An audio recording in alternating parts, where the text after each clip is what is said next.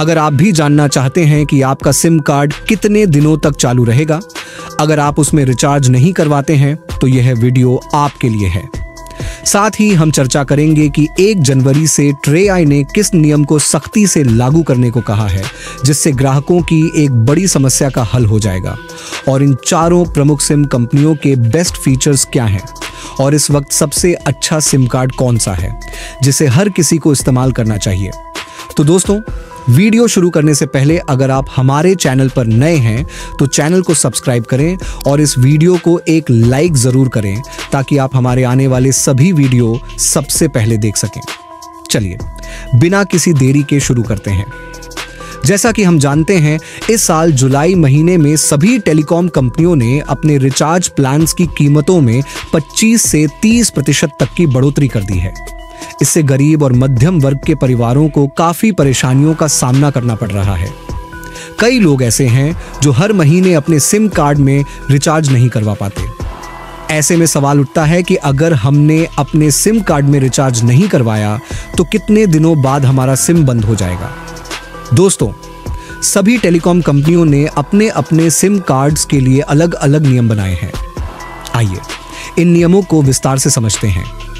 जियो की सबसे खास बात यह है कि रिचार्ज खत्म होने के बाद भी आपकी इनकमिंग कॉल्स चालू रहती हैं। हालांकि आउटगोइंग कॉल्स की सुविधा बंद हो जाती है। अगर आप 3 से 4 महीने तक रिचार्ज नहीं करवाते हैं तो कस्टमर केयर से आपको रिचार्ज करवाने के लिए अलर्ट कॉल्स आने लगती हैं। एयरटेल के नियम थोड़े सख्त हैं। रिचार्ज खत्म होते ही आपकी इनकमिंग और आउटगोइंग दोनों सेवाएं बंद हो जाती हैं। अगर 90 दिनों तक आपने रिचार्ज नहीं करवाया तो आपका सिम स्थायी रूप से बंद हो सकता है। वीआई के सिम कार्ड्स में रिचार्ज न करने पर भी कभी-कभी इनकमिंग और आउटगोइंग सेवाएं सक्रिय कर दी जाती हैं। साथ ही कई बार फ्री में इंटरनेट पैक भी दे दिया जाता है ताकि आपका सिम चालू रहे। अगर आपका सिम मोबाइल में एक्टिव है तो यह 6 से 7 महीने तक भी बंद नहीं होता। BSNL की बात करें तो यह भारत की सरकारी टेलीकॉम कंपनी है और इसके रिचार्ज प्लान्स अब भी सबसे किफायती हैं। अगर आप BSNL का सिम इस्तेमाल करते हैं तो आपको लंबे समय तक रिचार्ज की चिंता नहीं करनी पड़ेगी। Telecom regulatory authority of India TRAI के अनुसार कोई भी टेलीकॉम कंपनी 90 दिनों तक सिम कार्ड को बंद नहीं कर सकती, लेकिन 90 दिनों के बाद सिम बंद करने का फैसला कंपनी के नियमों पर निर्भर करता है। दोस्तों, अगर आपका सिम बंद हो जाता है तो इससे आपको कई परेशानियों का सामना करना पड़ सकता है। खासकर बैंकिंग सेवाओं और OTP के लिए सिम का चालू रहना बेहद जरूरी है। इसलिए हर 2-3 महीने में एक सस्ता रिचार्ज जरूर करवा लें। अब सवाल उठता है कि इस वक्त सबसे अच्छा सिम कौन सा है। दोस्तों, यह पूरी तरह से आपके क्षेत्र और जरूरतों पर निर्भर करता है। अगर आपके एरिया में जियो का नेटवर्क अच्छा है तो जियो एक बेहतरीन विकल्प है।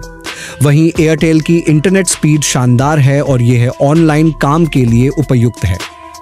वीआई की बात करें तो यह यूजर्स को फ्री इंटरनेट और कॉलिंग सुविधाएं भी समय समय पर प्रदान करता है। और अगर आप किफायती प्लान्स चाहते हैं तो BSNL आपके लिए बेस्ट ऑन ऑप्शन है। दोस्तों, क्या आपके मोबाइल रिचार्ज के बढ़ते खर्च ने आपको भी परेशान कर दिया है?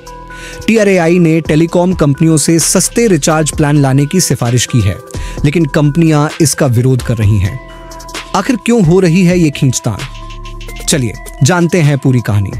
ट्राई यानी telecom regulatory authority of India ने हाल ही में सभी टेलीकॉम कंपनियों से कहा कि वह सस्ते टैरिफ प्लान लेकर आएं। इन प्लान्स का मकसद है 2G यूजर्स को वॉइस कॉलिंग और SMS की सुविधाएं देना। खासकर ग्रामीण इलाकों और डुअल सिम इस्तेमाल करने वाले लोगों के लिए ये प्लान फायदेमंद हो सकते हैं। ट्राई का सुझाव: 30 दिन के लिए सस्ते टैरिफ प्लान, वॉइस और SMS की सुविधा, डेटा के बिना विकल्प। लेकिन टेलीकॉम कंपनियां ट्राई के इस सुझाव से खुश नहीं हैं। उनका कहना है कि यह कदम टेक्नोलॉजी के विकास को पीछे ले जाएगा। कंपनियों का मानना है कि केवल वॉइस और SMS प्लान्स लाने से 4G और 5G नेटवर्क के अपग्रेड में बाधा आएगी। ट्रेई का कहना है कि भारत में अभी भी बड़ी संख्या में लोग 2G नेटवर्क का इस्तेमाल करते हैं, जिनके लिए महंगे डेटा प्लान्स खरीदना जरूरी नहीं होता। खास तौर पर ग्रामीण इलाकों में जहां लोग सिर्फ वॉइस कॉलिंग और एसएमएस के लिए मोबाइल का इस्तेमाल करते हैं, ये सस्ते प्लान्स मददगार साबित हो सकते हैं। 2G यूजर्स की समस्याएं। डेटा की जरूरत नहीं, लेकिन खरीदना पड़ता है। वॉइस और एसएमएस की प्राथमिकता।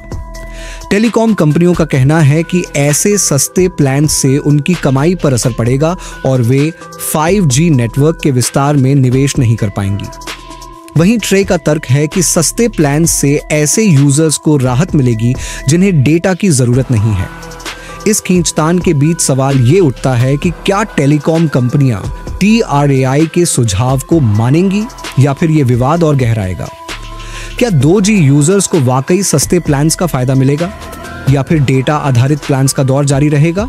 तो दोस्तों, यह थी आज की जानकारी इन चारों प्रमुख टेलीकॉम कंपनियों और उनके सिम कार्ड्स के बारे में। अगर आपके पास अब भी कोई सवाल है तो हमें कमेंट करके जरूर बताएं। साथ ही यह भी बताएं कि आपके क्षेत्र में सबसे अच्छा नेटवर्क कौन सा है।